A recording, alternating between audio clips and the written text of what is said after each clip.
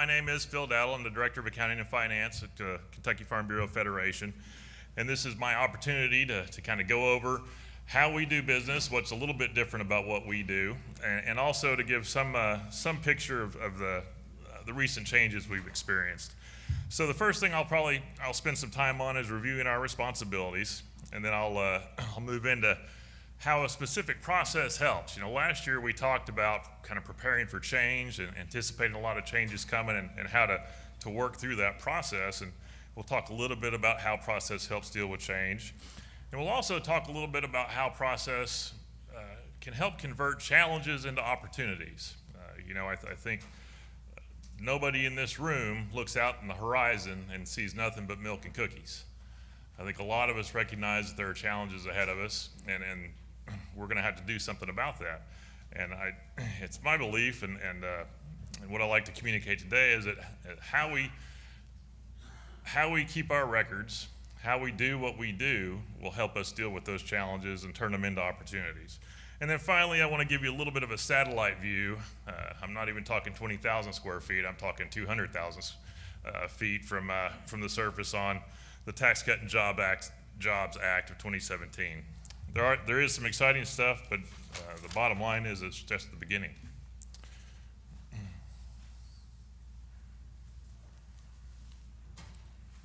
Glad I remembered to put the clicker in my pocket. So first, I do want to spend a couple of minutes talking about what happened. I mean, we had a really big deal go on this past December and a huge tax reform package, and it really is a big deal. At this point this year, you may not feel that yet. I know back at the office, Christy, my associate Christy Harper, is anxiously awaiting the publishing of the new W-4 and things like that. And we're all really anxiously awaiting what the results are going to be. And I think that's something that we need to recognize, is that really this is a big deal. This is going to change things with some drama going forward, and I look forward to adapting to that change. Now, of course, the big sticking point, if you will, with where we are on tax reform is right now the rules are being written. Like I say, the new W-4 hasn't been published. There's a significant change in how that will be used to determine withholdings and that kind of thing. And naturally, as the person that processes those transactions in our office, Christy is anxiously awaiting that guidance. As we think about the rules that are being written by the Department of Treasury and so forth and the IRS, it's also good to remember for us that the way we keep our records is important too. And as Mr. Henry said, there's something very important here that I think we all have to keep in mind. And number one is keep it simple. Stay consistent, keep it simple, and understand what it is that you're recording. And of course, just like you do in keeping the minutes of your meetings and so forth, what you want to record, what you want to document in those, memorialize, is what was important about that transaction. Most of the basics at this point haven't changed. We'll look at tax reform in a second here from a very high elevation, and what we'll see is, there's been some shifts. There's been, this big ship that we're talking about trying to turn around, and it started to make a turn, but there's a long way to go, and the basics of our responsibilities really have not changed much. So starting with the basics. When it comes to the basics, what I'm talking about here is primarily compliance. I think I've said on more than one occasion from this podium that, I oftentimes will have described to clients that really, a big portion of what you're paying me for is to keep you compliant. And that's not very exciting. That's not the kind of thing that grows your business, gives you new sources of revenue or new sources of profit, even better. Nonetheless, we all have to do it. So the basics of staying compliant for us really center around, telling our story for the year, filing that Form 990. What that really is essentially your annual financial statements in the IRS's preferred format. And there's also every now and then some tax-exempt organization will have to form a 990T for unrelated business income and the tax associated with that. The one point I want to make about that is if you're working and you've got that kind of a requirement, then keep doing it. But getting over that hurdle of being required to file a 990T is a pretty big hurdle. You really do have to work for it. It has to be a significant activity for you to be required to file it. Finally, next, telling the IRS what others have done for you, and this is a little bit of tongue in cheek there. At this time of year, you've received your 1099s, you're getting all your tax return documents together, and this is part of our gig. When somebody works for us or we pay them, we have to report that information to the IRS, and then they report the same stuff on their tax return, and hopefully somewhere in a big computer it all syncs up and doesn't spit it out as something to take an extra look at. But I want to take one step back from that and remind you what the kind of basis for that is. Really, it starts with the W-9 or the W-4, depending upon the kind of employee or individual or organization, in fact, that you have working for you. That really is the start. And what that start is knowing who you're dealing with. I've told this story at this podium a couple of times about this little church in South Louisville that I worked with, and how when I started working with them, I did my normal thing. I go to the Secretary of State site and look for them, see if I'm talking to the right person, that kind of stuff, and they weren't there. They'd been closed. They didn't exist for several years, and so that's a big deal. Knowing that I was dealing with an entity who didn't actually exist meant we had a little bit of work to do before we could even get started, right? Same goes with when you're dealing with individuals, service providers, that kind of thing. What you want to know first and foremost, and how you start that relationship, is who am I dealing with? Am I dealing with the right person? And the way you determine that is what they report to you through a W-4 or W-9. And then finally, there are some, filing that annual report with the Secretary of State is, clockwork, no problem. You get online, you file it within, 10 minutes, you're done. But not doing that is what leads you to not exist as an entity, as an organization. So take the time and get it done. And finally, with your having your annual meeting, documenting that, these are all important steps of maintaining your status as an entity separate from yourselves as individuals.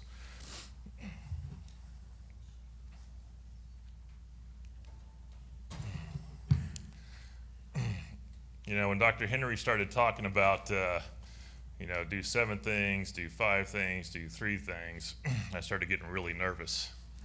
Because what I'm asking you to do is basically 3 things, and those 3 things are record, review, and react.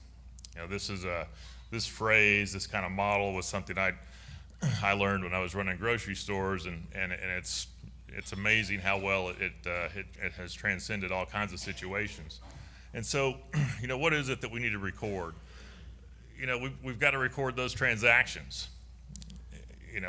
And how you record them, there's all kinds of ways to do it. Real simple organizations can, use a sheet of paper and record transactions through the year and probably do a relatively reasonable job with that. The more complex you get, the more complex your record keeping will be.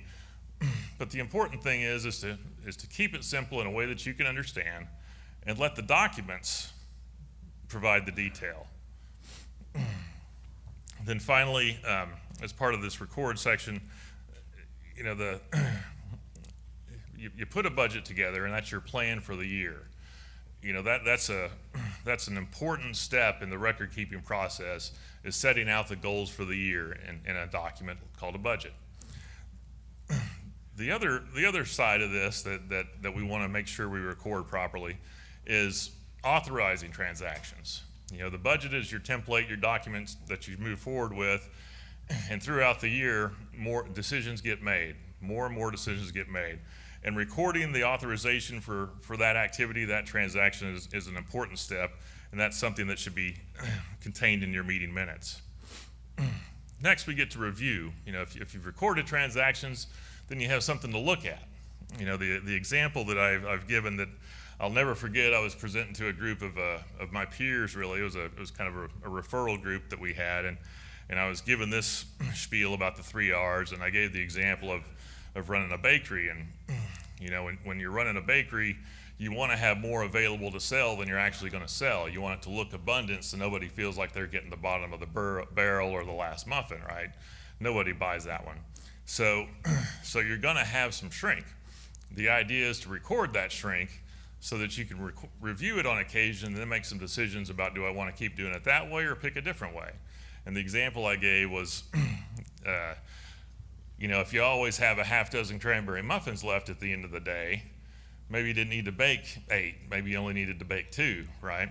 So that gives you an opportunity to make that kind of decision. And the reason I remember that story in particular is, I'll never forget the lawyer in the group. At the end of the presentation, I'm, kind of soliciting feedback from everyone, and she says, I'm trying to think what my cranberry muffins are, Anyway, and as part of the process of reviewing, you see if you've met your goals or haven't met your goals, what the observable trends are. That's part of the process of reviewing, is to see I think that I'm going to have more participation. I'm putting resources to work so that I'll get more participation in the program. Is that actually happening? And then, of course, unexpected results. You have something pop up that nobody saw coming, and the better a job you do of recording what has actually happened and then reviewing that information, the better the chances are that you'll see it. And then finally, to react. And react to what, right? So the question is, we haven't met our expectations. What are we going to do to change that? And the first question I always ask is, well, we didn't meet our expectations, but is it really material? We wanted to have 15% growth and we got 12. Well, you still did pretty well. Maybe you could have done a little better, but really, does that augur a sufficient reason to change your complete program for a small miss? And then I put this funny looking word up there, and next to it, variance analysis, because this is another one of those mnemonic devices that I suppose probably only accountants find interesting. And this term wishes squid is, we were told by Dr. Deck in class that, I'm going to teach it to you this way because you'll never forget it. And he's right. The wishes squid stands for what I should have spent given what I did. So looking at this variance analysis, you put a program on and you break out the different cost factors you have, and you see what you planned on spending, and you see what you actually spent, and that kind of analysis helps you make decisions. Did that work out well? Were there better improvements to make? Or was there something I missed altogether?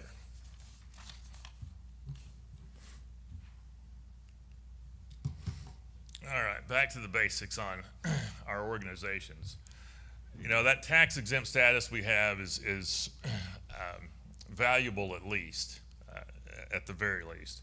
And there really aren't that many things we have to do to maintain it, but the things that we do have to do, we have to do.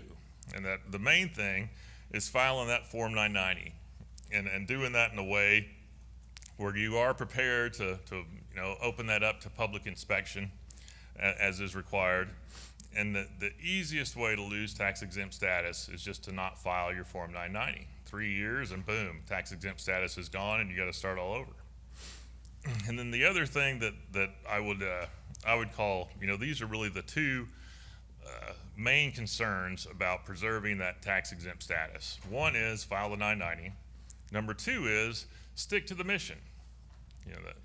Our tax exempt status is conferred to us because the idea is this is in the public good. This is in the good of our constituency, the farm families across the state. As long as we're sticking to that mission, as long as what we're doing somehow comes back to that mission, you can feel safe in doing it.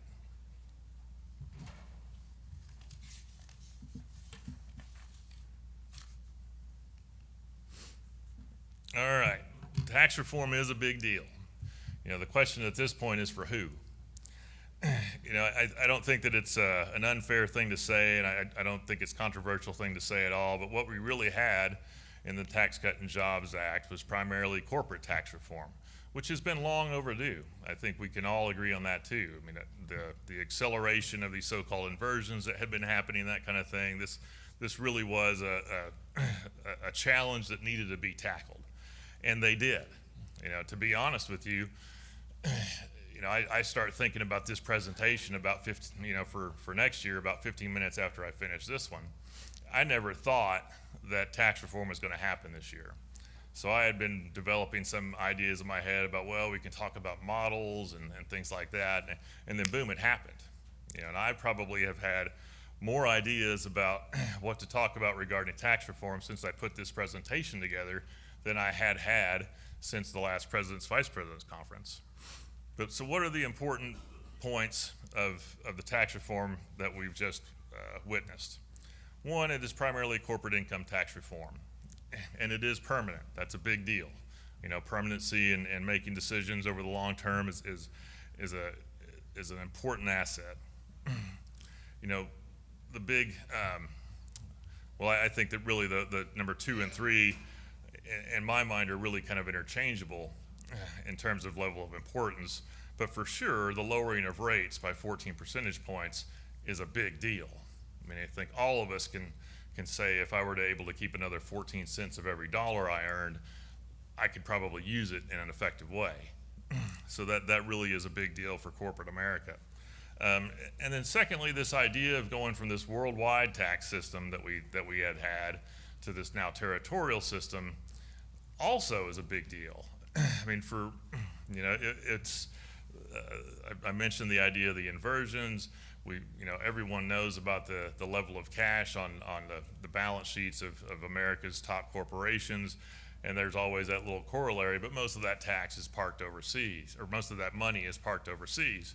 So, this gives us an opportunity, this gives business an opportunity to release that capital, to be able to utilize it now and to bring it home and hopefully utilize some of it here.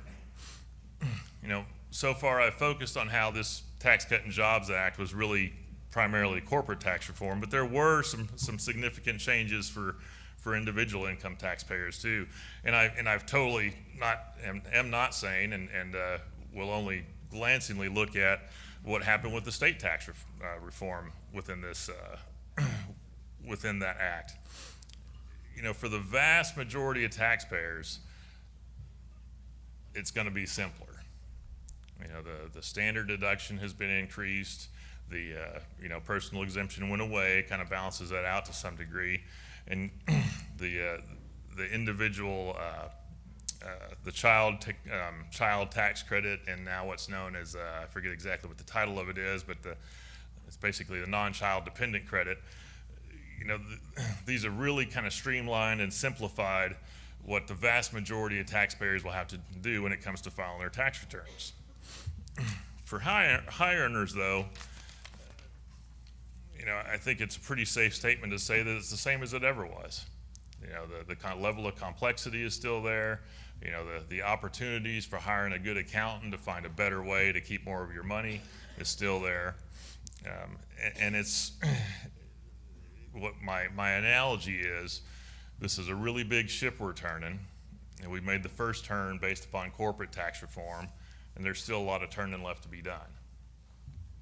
A couple of years ago, you may have, if you weren't already asleep, you might remember this slide that I put up on the board. And what we're looking at here, I don't think the laser pointer is going to work if I point it at this screen, is it? No, just kidding.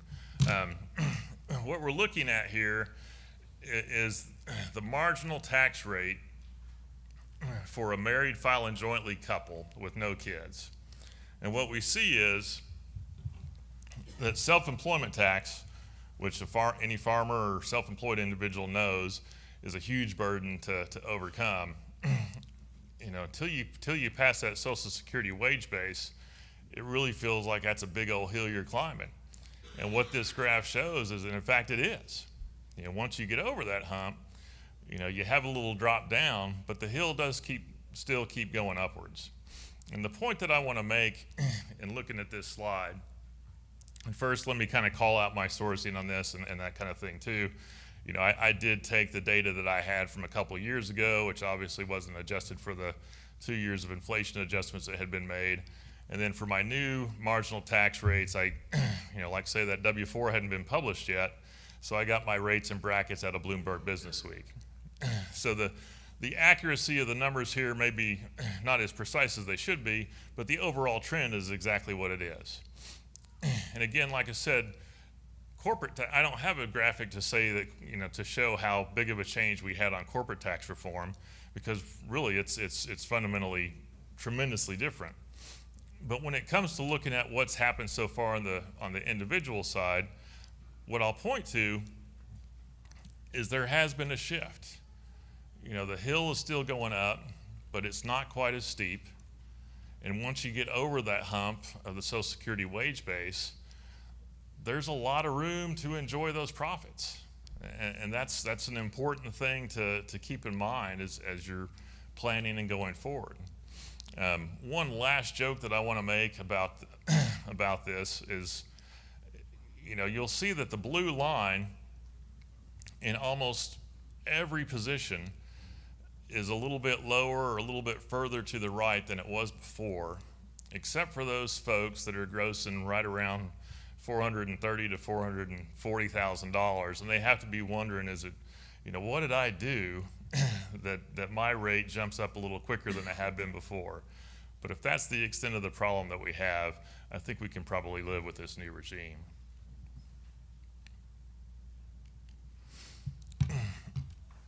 I can't see that from where you are, and I'm looking at it on a screen down here.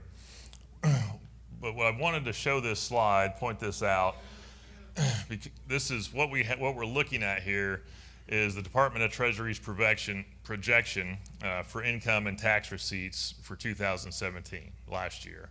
So this was projected in 2016, and we're at the stage now as tax returns are being filed and all that stuff, where we're going to see how well we did versus what the projection was. Government will do their own variance analysis. And what I wanted to point out is the sheer size of the numbers. The first two columns, numbers of families and numbers of individuals, are in the millions, but then the rest of the columns after that are in the billions. And that's a lot of money. That's the federal government is a huge beast. We all know that. They collect a lot in total tax receipts, nevertheless continue to run a deficit. So when we look at this this table of income by decile and taxes paid by decile, I think what you recognize right away is that the lion's share of what's being paid is being paid by the folks that make the lion's share of the income.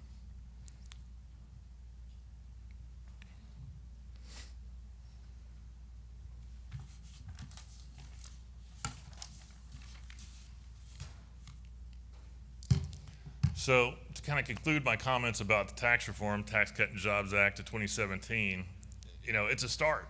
I think it's a great start. I think if we can focus on what has happened in the corporate tax reform part of it, we should all be pretty happy. Making American businesses competitive and attractive for investment, that's not a small thing. Stopping the inversions, that's a big deal. Making it an attractive place to build a new plant and start up operations in our country, that's good stuff. The territorial tax regime is also important. Freeing up, removing that extra burden of the capital that's been deployed overseas to be able to pull some of those profits back home without facing an onerous burden for doing so, that's a big deal. And then, the simplification on the individual side, that's a big deal too. Would we like to see a lot more? Absolutely. But we've got a good start. And then finally, normally this would be, I try to keep it to 10 slides or fewer, so I've got double duty on my last slide as a result. First, thank you, number one, for what you do, for attending the conference today, for your attention. I don't see too many heads nodding off, so that always makes me feel pretty good too. But the three things that I want to leave you with in my little bullet points there are really about, how do we tackle the challenges that are coming our way? How do we prepare ourselves for what's coming down the pike? I think that the way that you do that is by having a process. And the first step in that process is calendaring your compliance. We know when returns are due. We know when these deadlines are. Get it on the calendar and make sure you're addressing it in a timely fashion. Next is, incorporate the 3 R's into your process.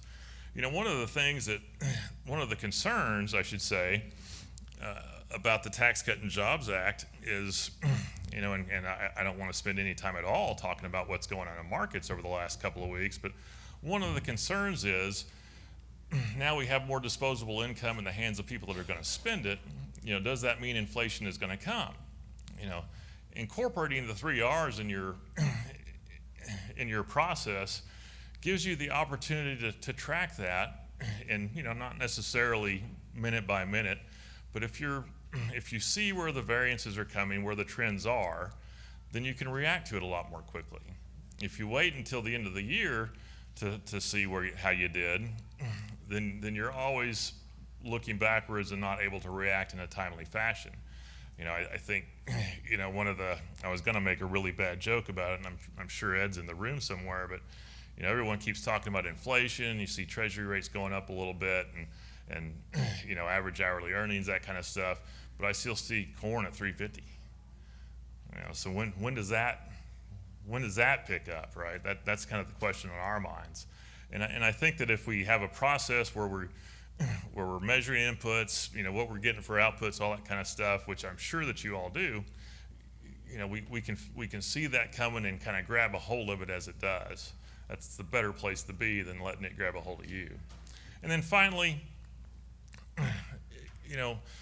I talked about recording transactions. I talked about, making it a regular part of your process. The second part of that is understanding your transactions. That's where the opportunities are going to be. Everyone's interested at this point, including myself as I still have a small practice on the side. I get a K1 out of, and that kind of thing. We're all wondering how this 20% deduction is going to help us, essentially, as self-employed individuals. We don't know yet because the rules haven't been written, and how's it going to happen? But the better that we understand our transactions, the better we understand the agreements we're in, the better we'll be able to make a decision on how to react once those rules are written. That's all I got. Thank you for your time.